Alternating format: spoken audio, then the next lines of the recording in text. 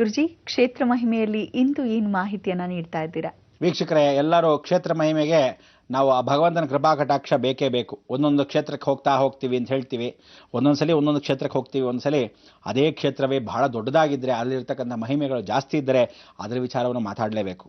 ಪಿಂಡ ಪ್ರದಾನ ಮಾಡ್ತಕ್ಕಂಥ ರಾಮೇಶ್ವರ ಕಾಶಿ ಮತ್ತು ರಾಮೇಶ್ವರ ವಾಪಸ್ ಬಂದಾಕೆ ವಿಶೇಷವಾಗಿರ್ತಕ್ಕಂಥ ಈ ಕ್ಷೇತ್ರ ಮಹಿಮೆಗೆ ತಮ್ಮೆಲ್ಲರಿಗೂ ಆಧಾರದ ಸ್ವಾಗತವನ್ನು ಬಯಸ್ತಾ ಇದ್ದೀನಿ.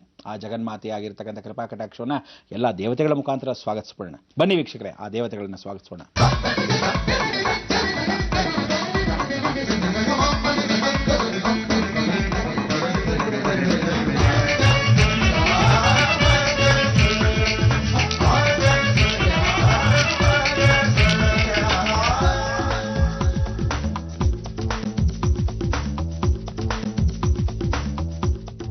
ಬಹಳ ಸಂತೋಷ, ಎಲ್ಲ ದೇವತೆಗಳು ಬಂದಾಯಿತು.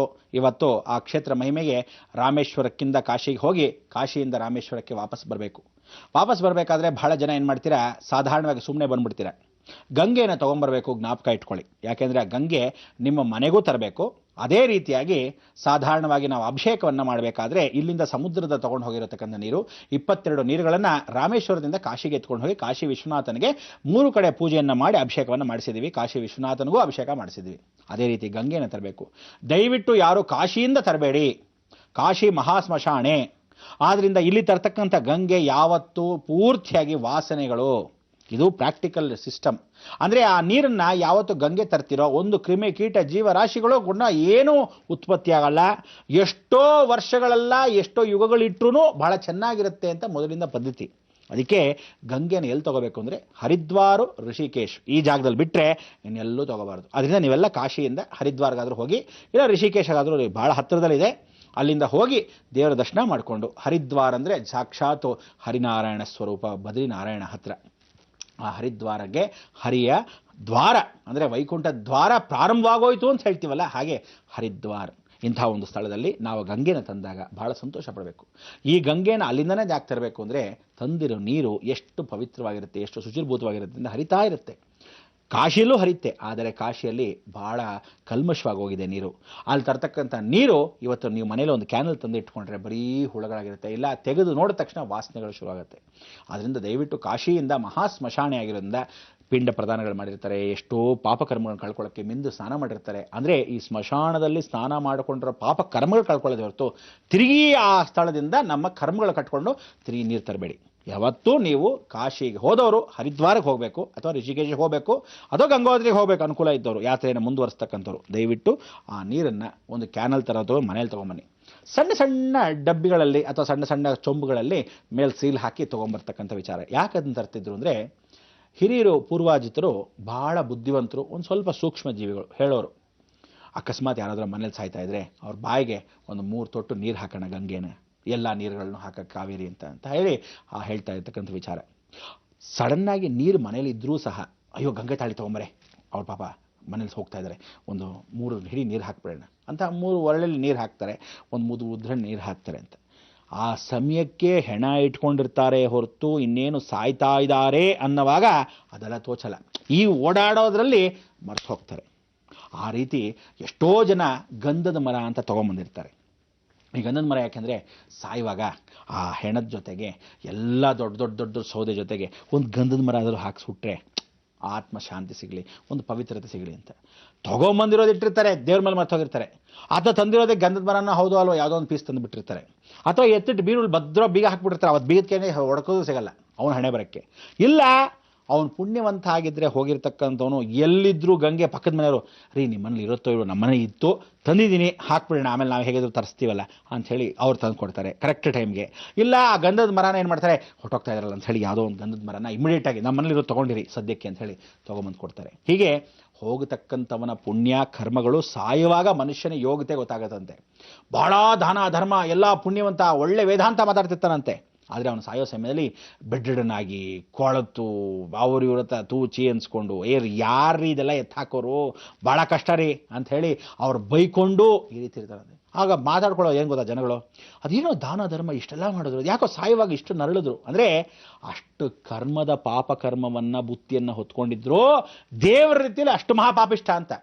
ಇನ್ನೊಬ್ಬ ಭಾಳ ಕೊಲೆ ದರೋಡೆ ಎಲ್ಲ ಮಾಡಿರ್ತಾನೆ, ಬೇರೆಯವ್ರಿಗೆ ಸುಲಿಗೆ ಮಾಡಿರ್ತಾನೆ, ಎಷ್ಟೋ ವಂಚನೆ ಮಾಡಿರ್ತಾನೆ, ಎಲ್ಲ ಮಾಡ್ತಾನೆ. ಕೂತ್ಕೊಂಡು ಕಾಫಿ ಕುಡಿತಾರಾಗಲೇ ಧಡಕ್ಕ ಸತ್ತೋಗ್ತಾನೆ. ಒಂದು ಕಾಫಿ ತೊಗೊಂಬರೆ ಅಂಥೇಳಿ ಅವ್ನಿಗೆ ಹೆಂಡತಿಗೆ ಹೋಗ್ತಾನೆ. ಅವ್ಳು ಕಾಫಿ ತರೋಷ್ಟರಲ್ಲಿ ಕೂತಿದ್ದವನು ಹಾಗೇ ಹೋಗ್ಬಿಡ್ತಾನೆ. ಏನ್ರಿ ಅಷ್ಟು ದೌರ್ಜನ್ಯ ಮಾಡ್ತಿದ್ದ, ಏನು ದಿಮಾಕು ಅವನು, ಬಡ್ಡಿ ಏನು ಚಕ್ರ ಬಡ್ಡಿ ಏನು ತಿಂತಾ ಇದ್ದಿದ್ದೇನು, ಅವ್ರ ಮೇಲೆ ರೋಪ್ ಆಗ್ತಿದ್ದೇನು, ಅವ್ನು ಮಾಡ್ತಿದ್ದ ದುರಹಂಕಾರ ಏನು, ಎಷ್ಟು ಜನ ಹೆಣ್ಮಕ್ಳು ಮಾಡಿದ ನೋಡಿ, ಒಳ್ಳೆ ಸಾವು ಇವನು ದೆರೆದಿದ್ದವನಿಗೆ ಅಂತ ಬೈಕೊಂತೀನಿ. ಆದರೆ ದೇವ್ರ ರೀತಿಯಲ್ಲಿ ಅವನ್ನ ಆ ಕರ್ಮದ ಫಲ ಅಂದರೆ ಅಷ್ಟು ಬೇಗ ಅದೆಲ್ಲ ಕರ್ಮದ ಫಲ ಕಂಡು ಒಂದು ಒಳ್ಳೆ ಪುಣ್ಯದ ಫಲ, ಫಿಕ್ಸೆಡ್ ಡಿಪಾಸಿಟ್ ಕೂಡ ಇರುತ್ತೆ. ಅದಕ್ಕೆ ಹೇಳೋದು, ಸಾಯುವಾಗ ಮನುಷ್ಯನ ಯೋಗ್ಯತೆ ಗೊತ್ತಾಗತ್ತೆ, ಎಷ್ಟು ಜನ ಸೇರ್ತಾರೆ ಅನ್ನೋದು. ಜನ ಮುಖ್ಯ. ಅವತ್ತು ಇಲ್ದೇರೆ ಹೆಣ ಓದ್ತಕ್ಕ 4 ಜನ ಬೇಡವನೇ ಅವ್ರ ಯೋಗ್ಯತೆಗೆ, ಆ ಹೆಣ ಹಂಗೆ ಅನಾಥವಾಗಿ ಬಿದ್ದಿದೆ ಅನ್ನಲ್ವಾ. ಅಂಥ ಒಂದು ಸತ್ಯದಲ್ಲಿ ಪ್ರತಿಯೊಬ್ಬನಿಗೂ ಅವನದ ಸತ್ತಾಗ ಗೊತ್ತಾಗೋದು ಅಂದರೆ, ಸತ್ತ ಮೇಲೆ ಕೇರ್ ಮಾಡ್ತಾರಾ ಇಲ್ವಾ ಅನ್ನೋದು ನಿಮಗೆ ಕೊಂಚನಾದರೂ ಅರಿವಾಗಬೇಕು ಅಂದರೆ ಈ ಕೈಯಲ್ಲಿ ಮಾಡೋ ಧರ್ಮ ಆ ಕೈ ಗೊತ್ತಾಗಬಾರ್ದು. ಇನ್ನು ಮೇಲಾದರೂ ನೀವು ಮಾಡಿರ್ತಕ್ಕಂಥ ಪಾಪಕರ್ಮಗಳನ್ನ ಗೊತ್ತಿದ್ದು ಇನ್ನೂ ಮಾಡ್ಕೊಂಡು ಹೋಗಬೇಡಿ. ಎಲ್ಲ ಅಲ್ಲಿಗಲ್ಲೇ ನಿಲ್ಲಿಸ್ಬಿಟ್ಟು ಇನ್ನು ಮೇಲಾದರೂ ಒಳ್ಳೆ ಕಾರ್ಯಗಳನ್ನು ಮಾಡ್ಕೊಂಡು ಹೋಗಿ. ಕನಿಷ್ಠ ಪಕ್ಷ ಅದನ್ನಾದರೂ ಫಿಕ್ಸೆಡ್ ಡಿಪಾಸಿಟ್ ಒಳ್ಳೆ ದಾರಿಯನ್ನು ಹುಡುಕಿ ಅಂತ ಈ ಮುಖಾಂತರವಾಗಿ ಗಂಗೆ ತಾಳಿ ಅಂತ ಹೇಳೋದು. ಸೊ ಗಂಗಾ ತಾಳಿಯನ್ನು ತಗೊಂಡು, ಗಂಗೆಯನ್ನು ಪೂರ್ತಿ ತೊಗೊಂಬಂದಿರತಕ್ಕಂಥದ್ದನ್ನು ನಾವು ರಾಮೇಶ್ವರಕ್ಕೆ ಎತ್ಕೊಂಡು ಹೋಗಿ ಅಭಿಷೇಕ ಮಾಡೋಕ್ಕೆ ಒಂದಷ್ಟು ಬೇಕು. ಒಂದಷ್ಟು ಗಂಗಾ ತಾಳಿ ಅಂತ ಚಿಕ್ಕದಾಗಿ ಚೊಂಬುಗಳನ್ನ ದೊಡ್ಡದಾಗಿ ಇಟ್ಕೊಳ್ಳಿ. ನಿಮ್ಮ ಹಣೆ ಬರ ದೊಡ್ಡದಾಗಿ ಇಟ್ಕೊಳ್ಳಿ, ಬೇಡ ಅಂದಿಲ್ಲ. ಅಕಸ್ಮಾತ್ ಹೋಗಿ ಬರೋಕ್ಕಾಗಲ್ಲ ಅಂತ ಕೆಲವರು ವಯಸ್ಸಾದವರು ಮತ್ತೆ ವಾಪಸ್ ಹೋಗಲ್ಲ ಕಾಶಿ ಆದರೆ, ಅವ್ರಿಗೂ ತೀರ್ಥ ಕೊಡಬೇಕು. ಯಾಕಂದರೆ ಮನೆಗೆ ಬಂದ ಮೇಲೆ ಕಾಶಿ ಸಮಾರಾಧನೆ ಬೇರೆ ಮಾಡಬೇಕು ನಾವು. ಆ ಕಾಶಿ ಸಮಾರಾಧನೆ ಮಾಡೋದಕ್ಕೆ ಎಲ್ಲರಿಗೂ ತೀರ್ಥ ಬೇರೆ ಕೊಡಬೇಕು. ಆ ತೀರ್ಥ ಕೊಡಬೇಕಾದ್ರೆ ಗಂಗೆನೇ ಸ್ವತಃ ಕೊಡ್ತಾ ಇದ್ದೀವಿ ಅಂಥೇಳಿ ಪವಿತ್ರರಾಗಿ ನಿಮಗೂ ಅನುಕೂಲ ಆಗಲಿ ಅಂತೆಲ್ಲ ಪ್ರೋಕ್ಷಣೆ ಬೇರೆ ಮಾಡಬೇಕು. ಮನೆಯ ಸುತ್ತಲೂ ಪ್ರೋಕ್ಷಣೆಯನ್ನು ಮಾಡ್ಕೋಬೇಕು. ಈ ರೀತಿ ಪ್ರತಿಯೊಂದು ಆಗ್ತಕ್ಕಂಥದ್ರಲ್ಲಿ ನಮ್ಗೆ ಅಕಸ್ಮಾತ್ ದೊಡ್ಡ ಹೊಲ ಗದ್ದೆಗಳೇನಿದ್ರೆ ಹಸುಗಳಿಗೆಲ್ಲ ಸ್ವಲ್ಪ ತೀರ್ಥ ಕೊಟ್ಟರೆ ಅದೆಷ್ಟು ಪುಣ್ಯ ಮಾಡಿರುತ್ತೆ. ಅದ್ರ ಅಕಸ್ಮಾತ್ ಅದರಲ್ಲಿ ಏನೋ ಪಾಪಕರ್ಮಗಳಿದೆ ಅದು ತೊಳೆದು ಹೋಗಲಿ. ನಮ್ಮಲ್ಲಿ ಅಕಸ್ಮಾತ್ ಕುರಿ ಮೇಕೆಗಳು ಸಾಕಿದ್ರೆ ಎಲ್ಲರಿಗೂ ಪ್ರೋಕ್ಷಣೆ ಮಾಡಲಿ, ಪುಣ್ಯ ಆಗಲಿ. ನಮ್ಮ ಅಕಸ್ಮಾತ್ ಭೂಮಿ ಜಮೀನಿದ್ರೆ ಅದೆಲ್ಲ ಅಭಿವೃದ್ಧಿ ಆಗಲಿ, ಎಲ್ಲ ಒಣಗಿ ಹೋಗ್ತಾ ಇದೆ, ಅದನ್ನೆಲ್ಲ ಗಂಗೆಯನ್ನು ಪವಿತ್ರ ನೋಡಿ.